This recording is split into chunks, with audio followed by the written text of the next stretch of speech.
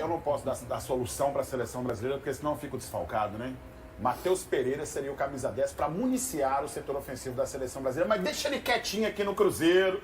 Temos uma Sul-Americana, o restante do brasileiro. Mexe com o meu 10 agora. Para isso ele precisa começar a se destacar contra Criciúma, Juventude, esses clubes assim que ele some. Eu tive essa resenha ontem com meu sobrinho, por parte da família da PP, que é atleticano, né?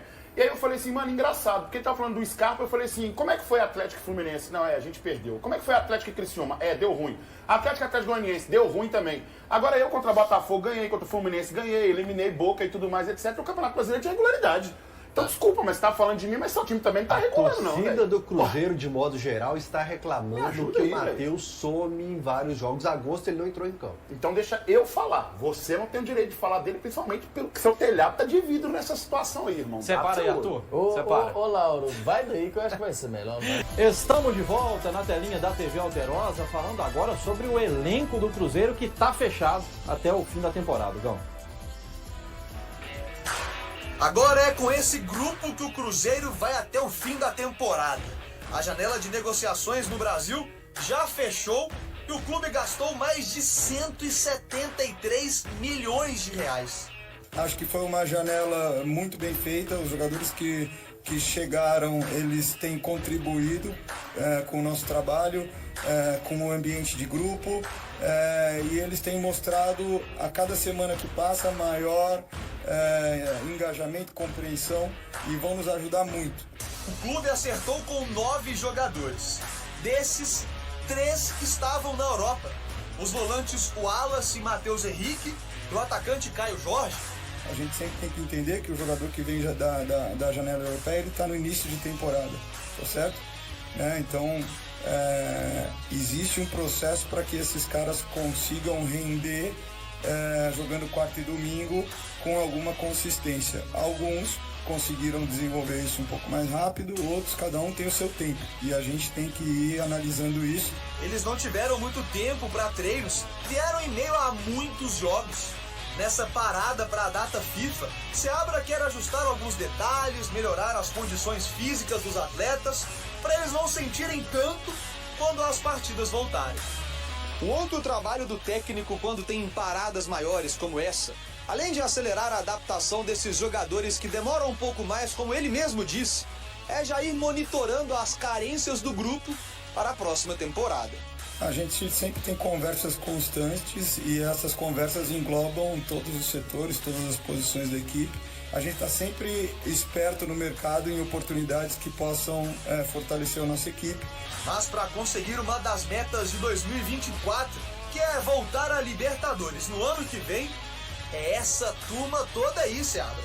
Então, se você já deu o aval, que os resultados apareçam. Mas eu tenho a convicção de que o nosso grupo, à medida que o tempo passa, vai ficando cada vez mais forte e vocês vão ver o impacto dessa janela quando acontecer esse acúmulo de trabalho. Fala rápido de duas coisas então, Lauro. A primeira é desse grupo do Cruzeiro, que é um grupo muito forte, sim. E às vezes, desportivamente, a coisa pode não render. Mas é um negócio que a gente tem que levar em consideração. Matheus Pereira, por exemplo, chegou o ano passado, a gente percebia que ele era bola, mas ele começou a jogar futebol de verdade mesmo ali, mais solto e fluindo bem e administrando melhor aquele setor do campo que ele atua, esse ano. Inclusive no Campeonato Mineiro, com o Larcamon, que tinha um esquema tático horroroso, horrível, né, que não tinha um pensamento, uma filosofia de trabalho adequada para um 10 e funcionava. E aí cria-se a expectativa para o ano que vem, de 2025. É claro, estamos vivos no Campeonato Brasileiro e mais vivos do que nunca também na Copa Sul-Americana, a quem vamos enfrentar o Libertad. E isso nos dá grandes expectativas de um projeto do Cruzeiro a longo prazo com investimentos. E investimentos pesados. Que agora faz, Lauro, o eixo Rio-São Paulo começar a querer conversar sobre o fair play financeiro. Que eu acho que tem que ter, certo? Eu acho que tem que ter. Mas concordo muito com as falas do Alexandre Matos, que é o seguinte, tem alguém que aporta, alguém que tem capacidade de fazer investimento, que vai dar esse suporte para deu ruim. Não, tá aqui minha grana, não vai dar ruim, não vai ficar desfalecido monetariamente, a coisa vai realmente funcionar aqui. Então tá tudo certo, irmão. Mas vamos conversar melhor sobre esse negócio de fair play financeiro no outro momento. Ô, Lauro, e esse negócio de fair play financeiro, eu só achei engraçado, igual quando o Flamengo perde 4-1 pro Botafogo, o Landim presidente do Flamengo reclamar de fair play financeiro. Landim, antes de você reclamar de fair play financeiro contra o Botafogo, chega então para a cota de televisão e equilibra melhor com a América, com o Criciúma, com o Juventude.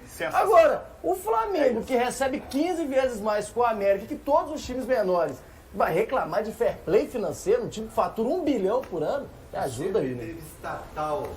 O próprio Landim falou que quando trabalhava por lá, dava seu jeitinho de fazer o pagamento. Mesmo o Flamengo não tendo certidão negativa. Flamengo, de coisa correta no futebol, você não tem moral nenhuma pra falar.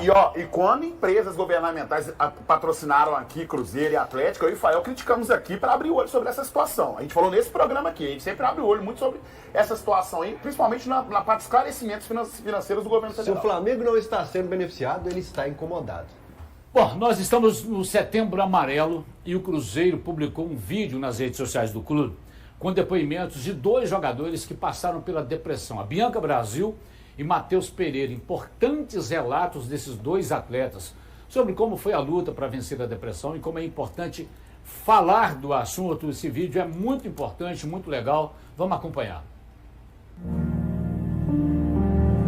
Às vezes as pessoas criam um bloqueio, assim, porque tá passando uma dificuldade interior e não quer reconhecer porque acha que vai se sentir fraco. E na realidade não é bem assim. Quando tu reconhece que tu tá numa situação difícil emocionalmente, psicologicamente, é importante reconhecer. Minha carreira, passei por momentos muito difíceis, assim como momentos muito bons. Sempre tive muito apoio da minha família, da minha esposa, dos meus amigos muito próximos. Teve um momento muito difícil para mim, que foi quando eu estava jogando no Santos. E eu tive uma decepção com um membro da minha família, me senti muito mal, fiquei muito mal. E perdi aquele brilho, vontade de jogar futebol. E foi um momento que eu vi que eu precisava de ajuda. Sempre é importante ter uma rede de apoio, né? No meu caso, eu tive a minha esposa, tive alguns amigos mais chegados. Tive meu empresário também que chegou mais no final e ajudou muito. Então, assim, é importante se rodear de pessoas que vão te ajudar. Com essa ajuda ainda já era difícil para mim, porque eu não conseguia, em muitos momentos achava que eu continuava me sentindo vazio. Comecei falando com a minha esposa, comecei falando com uma amiga minha muito próxima, que foi a Brena, e foram pessoas essenciais para me ajudar. Cheguei ao ponto de ter que a Gleice ir para o treino, para eu só ter que olhar para ela e ser meu ponto de apoio. E isso mexeu muito comigo, né? Porque no momento quando a gente está nesse fundo do poço, a gente não tem noção, mas as pessoas que estão ao nosso redor, ainda mais eu que sou uma pessoa muito expressiva, muito alegre, então isso ficou muito nítido. Nem todo dia vai ser um dia bom, nem todo dia tu vai estar feliz, mas quando tu passa durante muito tempo como se estivesse obscuro, num ambiente hostil assim, interiormente, é importante reconhecer isso e, claro, sem dúvida, procurar ajuda para que possa conseguir sair disso, né? Então, assim, não é um sinal de fraqueza reconhecer que tu tá depressivo. Foi um momento que eu vi que eu precisava de ajuda, comecei a procurar psicóloga, terapeuta, e foi um momento onde eu vi que eu não vivo sem. Acho que algumas pessoas têm um tabu muito grande sobre isso ainda, acham que é maluco, quem tá indo para terapia é maluco, mas eu digo muito sobre isso, que maluco é quem não vai. Tá, e parabéns ao Cruzeiro por essa iniciativa, porque a gente precisa falar do tema, né, Samuel? É um tabu que tem diminuído cada vez mais e que bom, viu, Carlinhos? As pessoas estão cada vez mais com a mente, né, aberta para esse assunto, que é um assunto muito delicado. As pessoas, muitas delas, elas não sentem segurança em se abrir, às vezes até para os próprios familiares, por medo de julgamentos, né? Ou para os amigos, mas é isso aí. Hoje tem muito conteúdo bom na internet, mas é sempre bom também procurar um terapeuta ou um psiquiatra.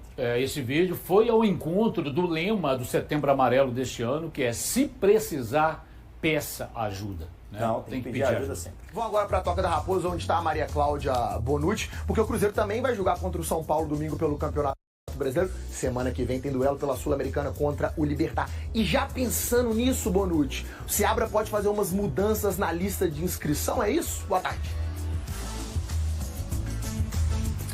É isso, Arius. Muito boa tarde para você, para todo mundo que está com a gente. O Cruzeiro anunciou, né, agora há pouco, que o clube inscreveu o meio-campo paraguaio Fabrício Peralta e também os zagueiros o Everton e Jonathan Jesus para a próxima fase, as quartas de final da Sul-Americana. O clube tinha até a próxima sexta-feira para fazer alterações na lista da competição, mas acabou se adiantando, né? Com as inscrições do Jonathan e também do Peralta, os 7 reforços que foram contratados pelo Cruzeiro na janela do meio do ano, eles passam a a integrar a lista da competição. Isso porque os outros 5 reforços eles já tinham sido inscritos nas oitavas de final. O Jonathan e o Peralta, eles são os únicos dos 7 reforços que ainda não estrearam com a camisa do Cruzeiro. Até foram relacionados para algumas partidas, mas ainda não tiveram uma oportunidade de entrar em campo, estão em busca dessa oportunidade. Nessa fase, como você disse, o Cruzeiro encara o Libertad, jogo de ida na próxima quinta-feira, jogo da volta na quinta-feira da semana seguinte, dia 26, aqui em BH. Maurício. Tá certo, Bonucci. Obrigadíssimo pelas informações. William retorna ao Cruzeiro sem ter jogado pela seleção brasileira,